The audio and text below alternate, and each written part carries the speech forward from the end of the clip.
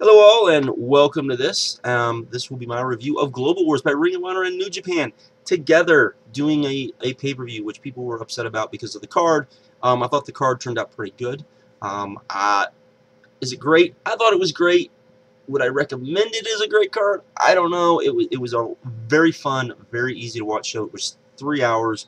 Even with the intermission, it was 3 hours, which I hope they don't do at the pay-per-view, but it definitely seemed like they were pacing the guys and keeping guys to a time limit due to the pay-per-view, which will be best in the world in June. And if that's the case, good, because there are guys in Ring of Honor who are notoriously bad about going long, and I definitely didn't think this was the show for that.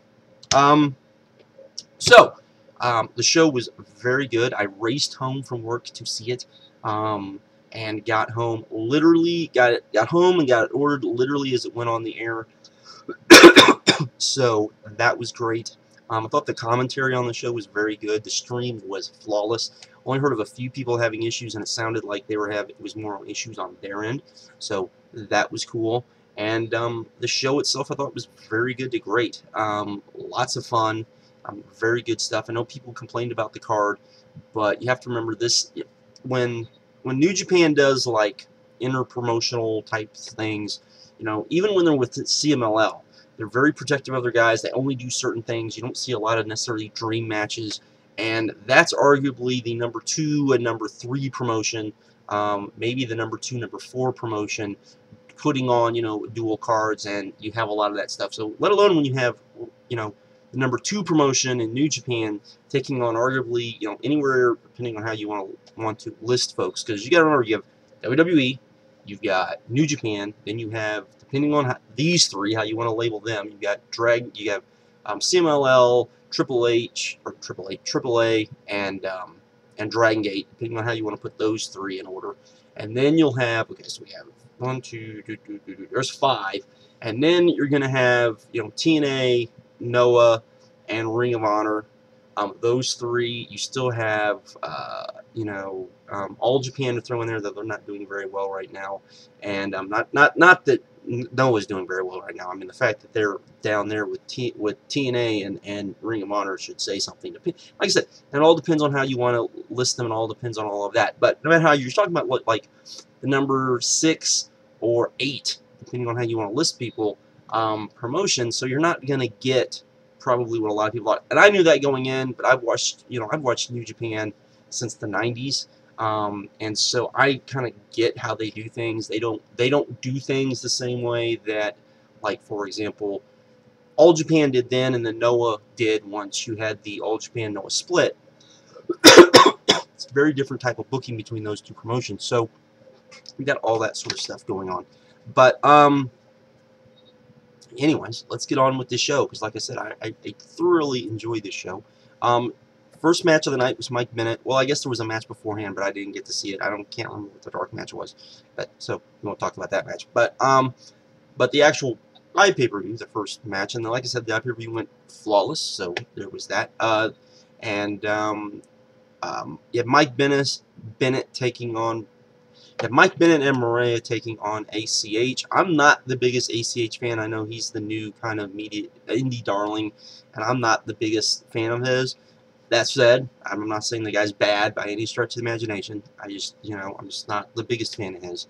And but I thought this was a good match. I thought this was a good opener. They went out there, they did really good. I even commented that this was not the normal type of ACH match you normally see, or at least that I've normally seen. I know there's other people that have seen lots of others, and people have said, no, he wrestles like this fairly often, but I just have not seen it, so, take that for what it is. Like I said, it was a good match. Nothing really. The spot of the match was Mike Bennett actually speared Maria off the apron, which that was something to see, so there was that. Then we had Watanabe taking on Michael Elgin. This was pretty good. It wasn't great. It was just two big dudes just kind of beating up on each other, and was basically setting up Michael Elgin taking on AJ Styles, if that's what we get, and I will get into that when we get later. Taking on AJ Styles, Elgin taking on AJ Styles for the IWGP Championship, and of course Mike Bennett, which is of course the big rage, is Mike Bennett's going to take on Tanahashi.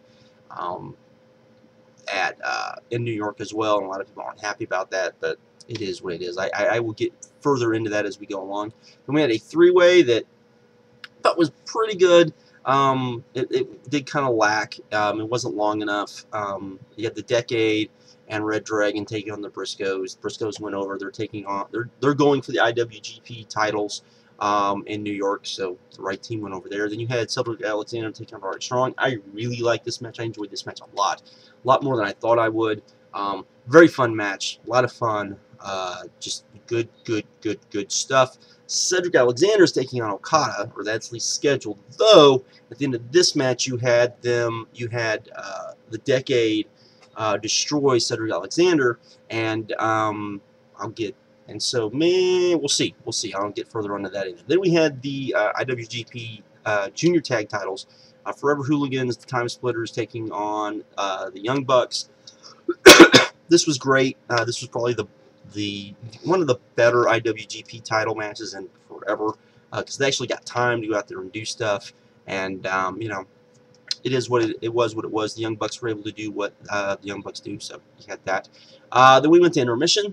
Intermission wasn't very long. I do hope they don't do an intermission at the pay-per-view. Like I said, it seemed like they were pacing everything pay-per-view, because this came in just over 3 hours long, and hopefully we don't have an intermission at the pay-per-view. So there you go.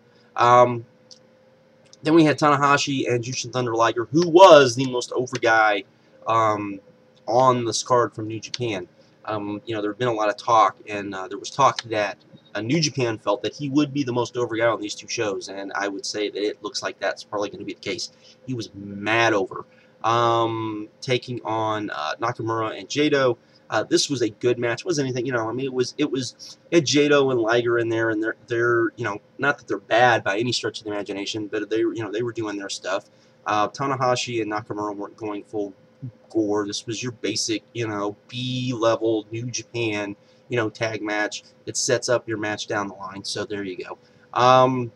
Then we had a four-way with Silas Young, Matt Taven, Ciampa taking on Jay Lethal. And this was pretty good. It wasn't as good as I thought it would be. It was kind of short, so there you go. Then we had Okada and Jado taking on AJ Styles and Carl Anderson. It was a good tag team. This is a pretty good tag team match. Again, guys weren't going full out. There was a lot of Okada, AJ Styles interaction, and after the match, or during the match, Michael Elgin, I think, doing commentary talking about AJ Styles, which sucked hardcore, and it was like, oh my god, get Michael Elgin away from that mic, please, just get it away. I mean, I like Michael Elgin, but this was not good stuff. And Okada, after the match, you had the stare down between AJ Styles and Elgin, and then Okada jumped up, and it was like a three-way little stare down. And I'm wondering if maybe Cedric Alexander is going to be injured, and we'll get a three-way in New York. So I'm kind of wondering if that's maybe what we get. We had the main event. Main event was very good. Wasn't quite great, I didn't think, but I thought it was very good. It kind of went, I think they went home early because of time. Again, I think they were trying to pace this for the pay-per-view. But Kevin Steen taking on Adam Cole, very good match. Really enjoyed this and thought it was, you know, a very good main event. Wasn't the match of the night. That was the IWGP Tag Team Title match, but this was very good, and I enjoyed it a lot. And over again, like I said, it was a very quick show, which 3 hours went by very quick. It was one of the most, you know, it was extremely enjoyable. Just a lot of fun to watch. And even the people that were kind of underwhelmed, I know some people were underwhelmed by this show, even they seemed like they were excited after this show to see the New York show, which of course that's what this show was. It was meant to hype up the New York show, so they did a very good job there. It was a lot of fun.